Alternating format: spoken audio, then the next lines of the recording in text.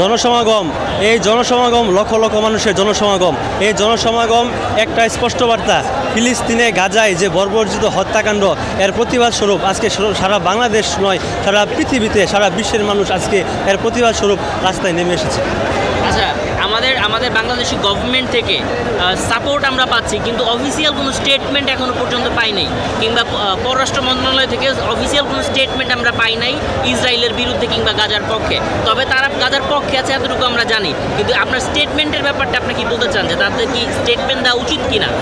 তাদের অবশ্যই উচিত, কারণ আমরা মুসলমান, একে অপরের ভাই। আমরা এক মুসলমানের বিপদের সময় আমরা যদি পাশে না দাঁড়াই, তাহলে আমরা কেউই বাঁচবো না। আমরা যদি প্রতিবাদ স্বরূপ সবাই রাস্তায় নেমে আসি, তাহলে আমরা কেউই মরবো না।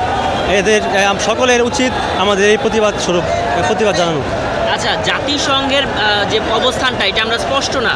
আপনার কি মনে হয় বাংলাদেশের এই অবস্থা দেখে, কিংবা বিশ্বজুড়ে মার্চ ফর গাজার যে একটা চলছে, এটার কারণে কি জাতিসংঘ কোনো ব্যবস্থা নিবে কিনা, বা জাতিসংঘ এ ব্যাপারে সচেতন হবে কিনা, আপনার কি মনে হয়?